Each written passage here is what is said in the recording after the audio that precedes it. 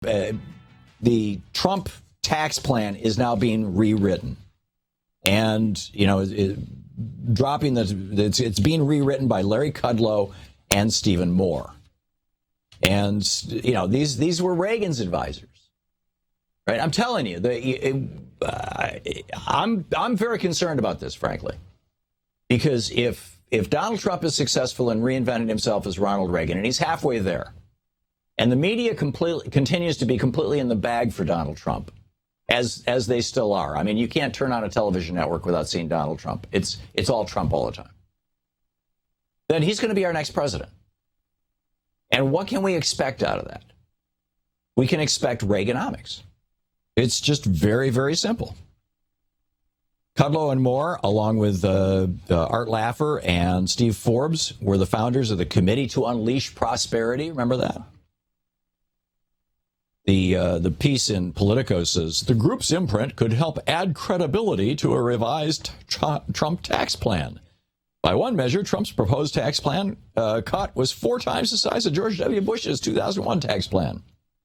Trump has been far more reticent than most Republicans to make changes to Social Security and Medicare, but Kudlow suggests there are more spending cuts on the horizon. Larry Kudlow says there would also be a spending reduction piece as well as part of this overall package, which frankly would probably slice off another $2 trillion. Right. Let's stick it to the poor people. So I asked Stephen Moore, and this was back on February 10th, 2010. You can see the entire interview on YouTube. I'm sorry? I asked Stephen Moore, which is more important, capitalism or democracy? Serious question. Capitalism or democracy?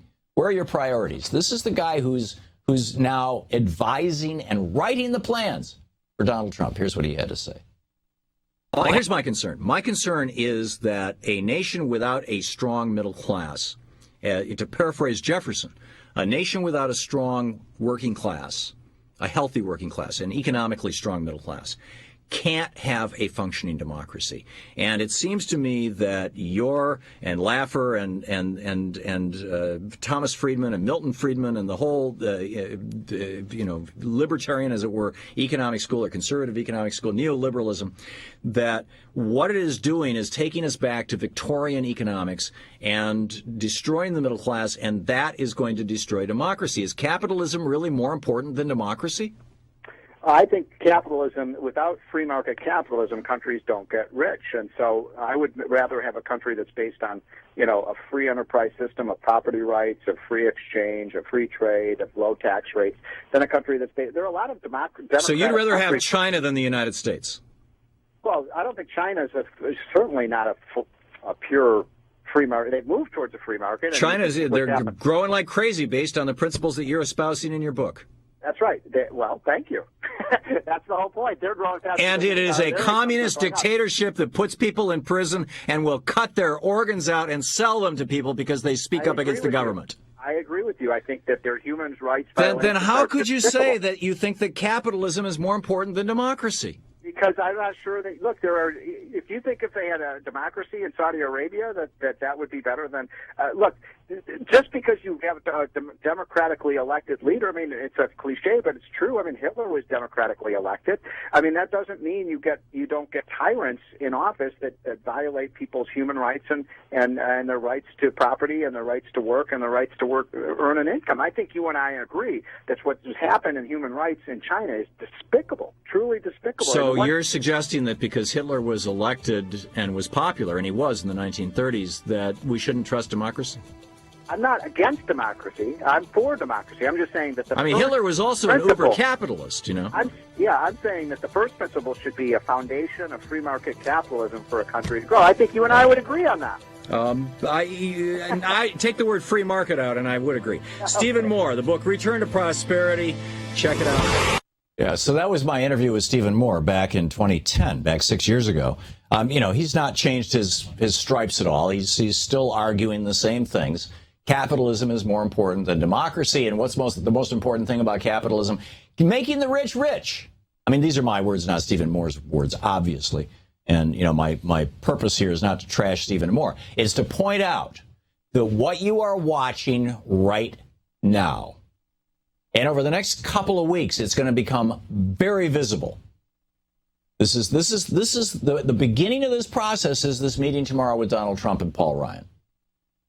Actually, the beginning of this process was Donald Trump hiring Stephen Moore and Larry Kudlow to rewrite his tax plan. He is going to turn into a Reagan Republican. And they are going to try to sell us all over again 1980s Reaganism. And for a generation that grew up not remembering the horror and the freak show that was the Reagan presidency, and the lies and BS that were used in the election of 1980 to sell us Reaganism. Even George Herbert Walker Bush, in the primary when he was running against Ronald Reagan in 1980, said Reagan's ideas are voodoo economics. Get ready. The voodoo is coming.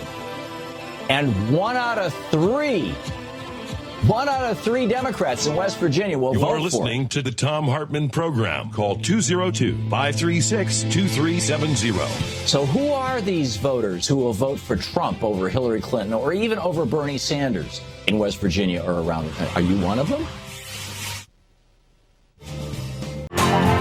To watch more clips from our programs, hit the Watch More Videos button over here. And please be sure to hit the handy-dandy subscribe button so you'll always be up to date. Tag, you're it.